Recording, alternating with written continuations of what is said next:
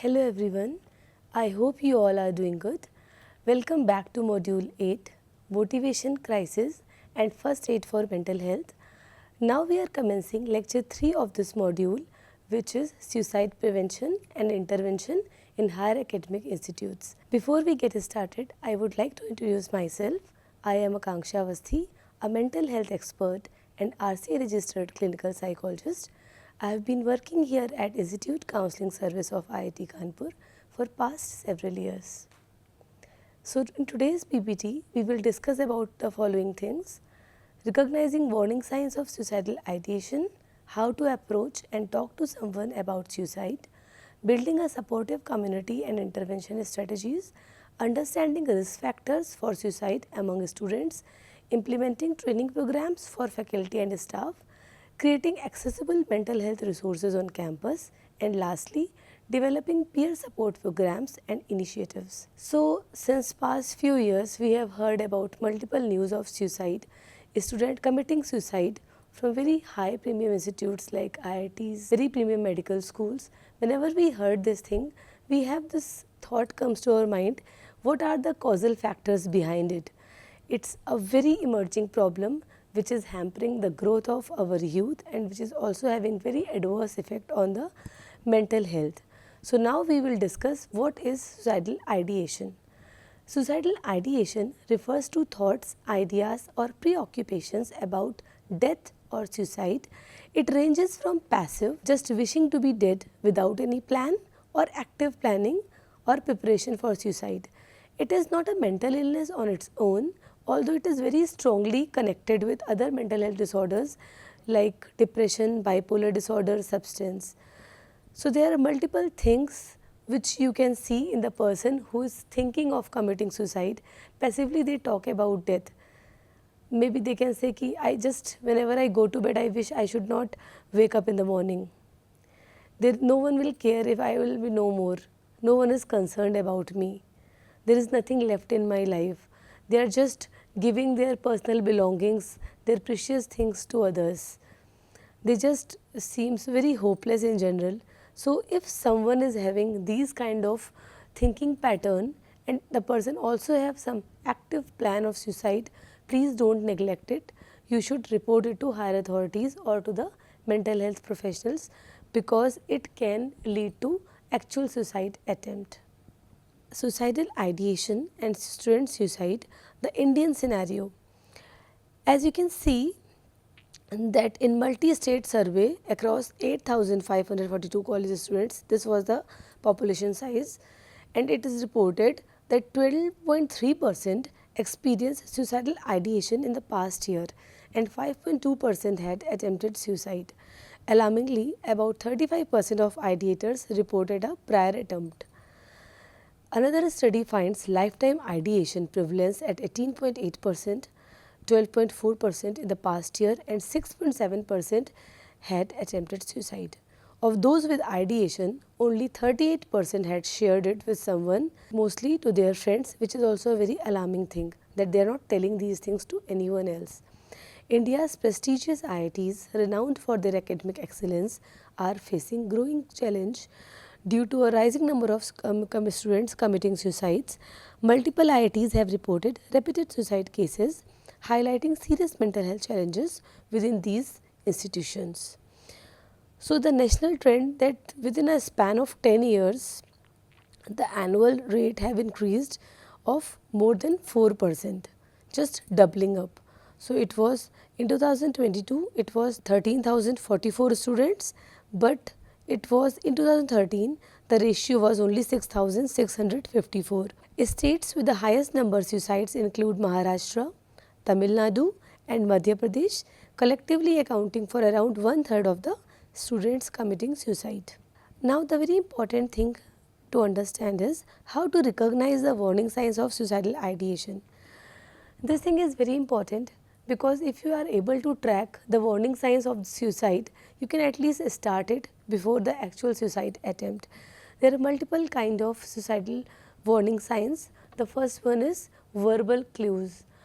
Many times these individuals, these students, they verbally express their desire that they don't want to live. they have death wishes.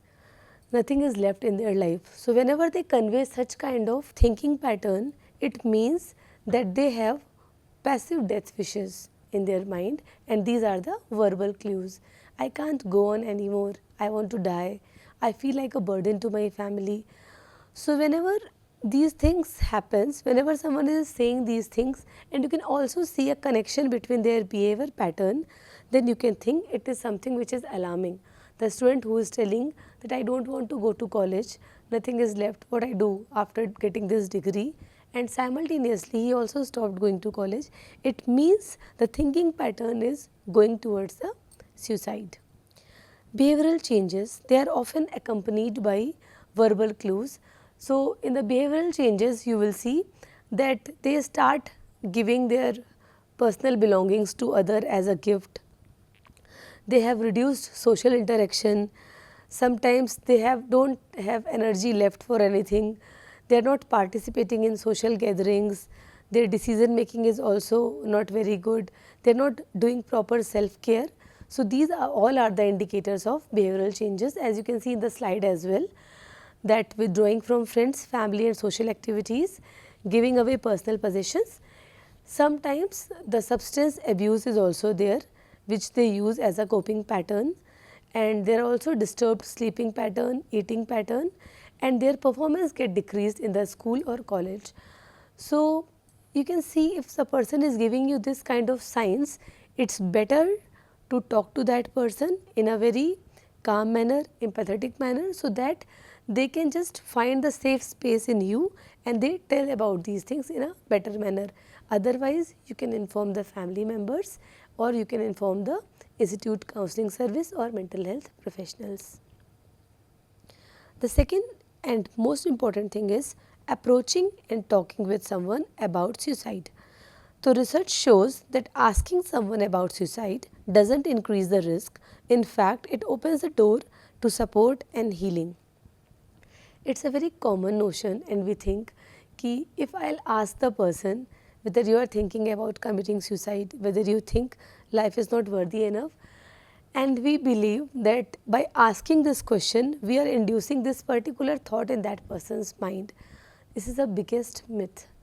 If you ask to this person, it actually brings a lot of relief to that person, because then that person can be open up his or her feelings towards you. You are the first person who is openly asking about this thing. There should be some precautions when you are asking someone about suicide. So we will discuss about these things in this particular slide. Use direct and empathetic language. Avoid vague comments like you will be fine soon, everything will be all right. No, just show that genuine concern. Okay, I know and I am genuinely concerned about you. I am here if you want to talk. You just give the person some kind of freedom or liberty, give some space. So if they want to talk to you, they can talk to you. Otherwise, they should know that there is someone who is with them. Openly ask about suicide. Rather than going round and round, it's better to ask a very clear question whether the thought of committing suicide is coming to your mind lately. Are you thinking about something like that? So when you ask such questions, sometimes it's easier for the person to discuss these things with you. The third one is listen without judgment. That is another concern. When a person is going through multiple difficulties in life, sometimes they choose death or suicide as an option, which will bring them mental peace, calmness, which will give them rid of their problems. So suicide is not only about death, but rather they think that this is the one thing which will make them just away from all these life problems, all this mental trauma. So in this kind of mental situation, they don't easily open up with others, because they think if they'll tell anyone, they'll just tell them, oh, you're such a coward person. Why you're thinking like that? It is not a big issue, because you never know what issue can be a very small thing for you, very benign for you. It can be very, very important, and it can be very, very significant for that person. So please don't judge whenever you are asking to someone and we are talking to someone about suicide. Just show some empathy and talk to them and ask them in a very genuine manner. And you can say ki, although I want to understand, but maybe I am not completely able to, but yes, this can be very devastating for you, you must be feeling in this way. The third point is building a supportive community and intervention strategies.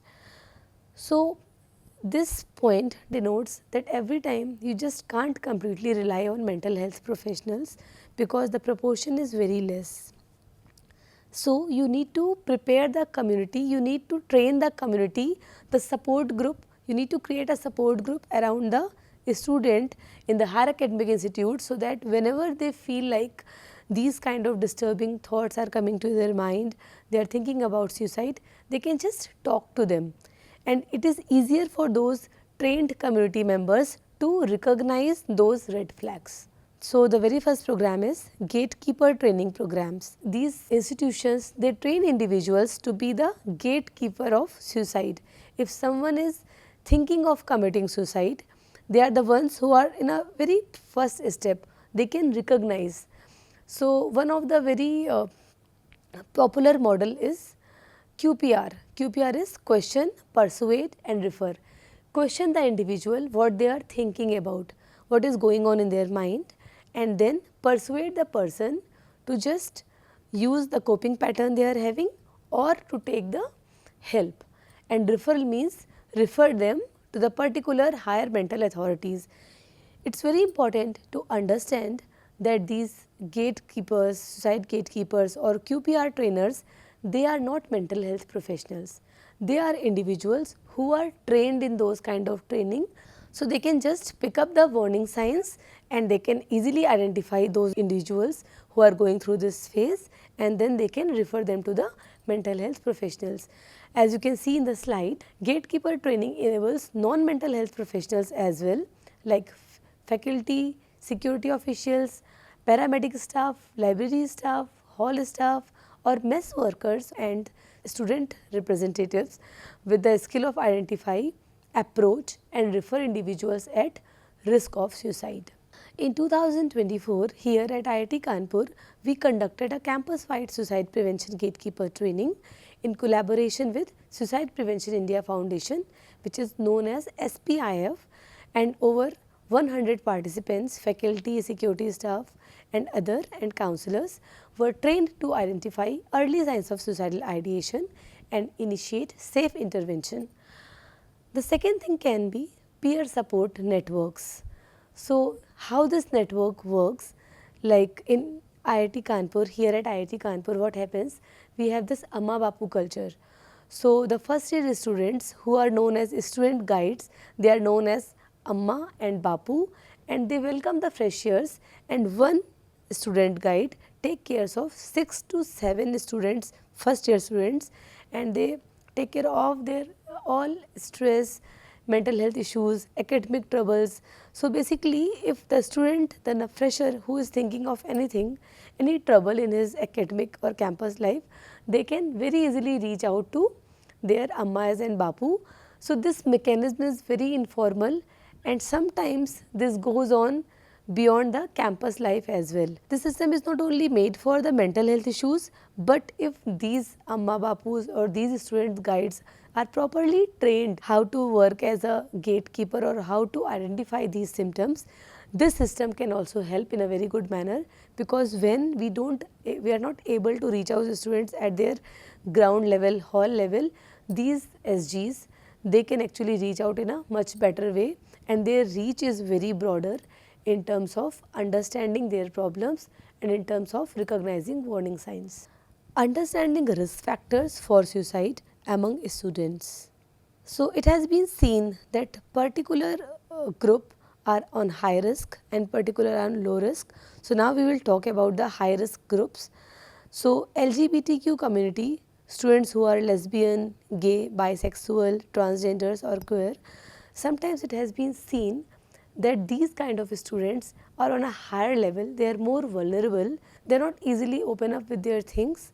So, what happens? There should be a campus life where these all can voice their opinions, there should be an open community, no one should judge them. So, in that way, if they can voice their opinions with others, there are very chances that they will not be on that high risk level, and they can easily come to the mental health professionals if they feel like something going on like this in their mind. The second thing is caste-based and socio-economically marginalized groups. So it has been seen that sometimes informally or in a very subtle manner, these students, they face some kind of discrimination. So what happens, they start hiding their identity, they just start doing show off, and this also ruin their mental health. So this should be taken care of, that all groups should not face any kind of discrimination in the campus. First generation students, those students who are for the first time coming to higher academic institutes and there is no one else in their family who reached up to that level. Sometimes these students come with lot of societal and family pressure. Many times their economic conditions are also not good, and because of that also they come to the high risk of committing suicide. Contextual pressures. These include life circumstances or situational stressors that increase vulnerability to commit suicide, adverse childhood experiences, poverty and financial insecurity, and academic pressure. So it has been seen that if some student has faced some kind of trauma in their childhood, some kind of sexual, physical or emotional abuse, they are more prone to think about committing suicide because their coping pattern is sometimes not as adequate as others. Also, if there will be any other precipitating factors, their past trauma comes to the surface, which makes them more vulnerable. The last thing is academic pressure. Sometimes when students are studying in very higher elite class institutions, medical schools and engineering colleges, IITs, NITs, it has been seen pressure cooker environment there. They are running for the CPI, they are running for the PORs, they are having very exams in the short durations, multiple things, placements, internships, lots of things are going on. These things are challenging, they are for their own betterment, but sometimes it is too much emotionally tiring and physically tiring for their students. Since they are away from their family, they don't know how to deal with these kind of pressures. Also, sometimes the pressure is coming from the teachers, pressure is coming from their peers, and sometimes pressure is coming from the family also. So when this is combined pressure, they are not able to handle it and they think of committing suicide. Psychiatric and emotional risk factors. Yes, it is important to know that sometimes there are underlying mental health issues which also leads to thinking and making person prone to commit suicide. What happens? There are particular mental health disorders like bipolar affective disorder, severe depression, schizophrenia, severe OCD, post-traumatic stress disorders, and multiple other disorders which lead to make person higher on the risk. If the person is not taking proper treatment and their illness is untreated, there is no family support, there are very high chances that these students also commit to suicide. Sometimes in particular psychosis, students are having different kind of auditory hallucinations, tactile hallucinations, they are having a very different kind of weird kind of thinking pattern, they are having delusions, illusions. So these all contribute to the committing suicide. If they get timely help, they are taking proper medication, they are getting psychological intervention, we can save these kind of cases of committing suicide. Implementing training programs for faculty and staff. So faculty and staff, they both play very important role in a student's life because sometimes they are spending too much time in the classrooms, in the laboratories and in the departments. So what happens, their professors are observing them a lot. Sometimes when they are going to mess, the mess worker is observing them, they are going to library, they are going to health center. There are multiple nodal points where staff members and faculty observe their behavior patterns. It's not only the responsibility of mental health professionals and their friends, sometimes staff and faculty can also be a point who can identify those cases who are susceptible to think about committing suicide. It has been seen that they often are the first people to notice behavioral or emotional changes. Faculty are in a position of trust and students often turn to them before reaching out to professionals because there is a lot of stigma to whether the person should go to mental health professional or not. People think, oh, I don't think I am having any mental health issue. It is very common to think in this way, I am having too much pressure, I am feeling too much tired. Sometimes during crisis also, any kind of academic crisis or emotional crisis, they think that going to a doctor, going to a psychiatrist or going to a clinical psychologist will make them lunatic. People will judge them. So it's difficult for the person to go and reach out to mental health professionals, to go to the institute counseling service rather than discussing and telling their problem to their respective faculty members. So when they reach out to faculty members, they also have this confidentiality, they also have this trust thing that whatever I will tell to this professor, he won't disclose this to others and maybe he would be able to help me also. So it has been seen that sometimes when the stress is too much because of the academic thing, their faculty members can also help them in that particular way. Staff members like library staff, hall staff, security officials, paramedic staff, they are also the people who very closely observe these students. So sometimes if they are friends, some research assistants, these are the people, sometimes they have very good connection, very good hold on these students and they can also identify these signs. But it is very important that without training, they can't intervene appropriately. They may dismiss or misinterpret signs of distress, avoid difficult conversation about suicide or mental health. Sometimes they fail to refer student to the appropriate resources in time. Sometimes when the individual is giving non-verbal and verbal clues and they are expressing their desire to be dead, we overlook it. We think it's just natural. Maybe he's too much tired, exhausted, and maybe it is because something happening in his life. But you should understand, it's not very common to think about suicide. It's a thought, and when it becomes suicidal ideation, it becomes persistent in mind. It is not common to think continuously about suicide, how to commit it. So proper training to faculty members and staff is very important. Like mental health first aid or QPR, these trainings they taught to notice subtle mood shifts, withdrawal or academic disengagement, particularly among first years, marginalized and academically weak students. Creating accessible mental health resources on campus. So mental health support should be visible, approachable and available 24/7. What can be done? Expand on-campus counseling service, increase counselors availability. Institutions should aim for at least one counselor per 1000 student. Offer both walk-in and scheduled appointments. Flexibility matters. Sometimes during midterms or final exams, the timing can be flexible. Building confidential spaces. Counseling areas must be private and not stigmatizing, not next to faculty offices or in the very visible areas. The campus facility should have hired trained professionals. Ensure that counselors should be clinical psychologists and not just general advisors. Regular wing visits in the hostels by counselors, especially before exams or placements. Mental health awareness programs by the counseling service by qualified speakers from other premium institutes as well, and also platforms where students can speak openly like open mic, run myths versus facts campaign. And going to a counselor doesn't mean you are weak. Here at IIT Kanpur, we have a 24/7 facilities.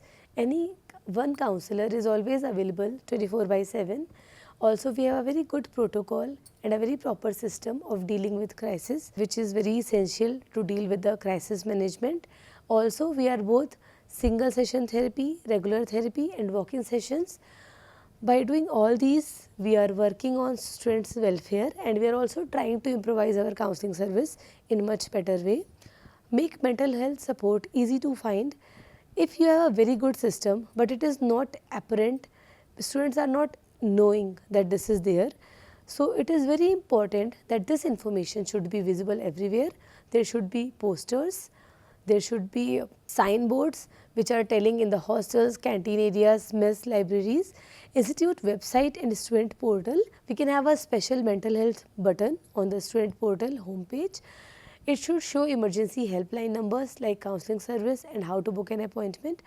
The counseling service should promote its initiatives via social media as well. Cards and course materials. Orientation programs are a very good time when you can tell the students where to get help, how counseling service works, and they work in a very confidential manner. We can put QR codes on the hostels and classroom notice boards. So like at IIT Kanpur, we have a tie-up with District Mental Health Program, and we have conducted a session on Telemanas, which is a suicide helpline. It's a toll-free national mental health service. Line provides 24/7 counseling, telepsychiatry and follow-up support and referral services. So developing peer support programs and initiative. Like I have already told you that despite all these initiatives, we have to work in a very collaborative manner.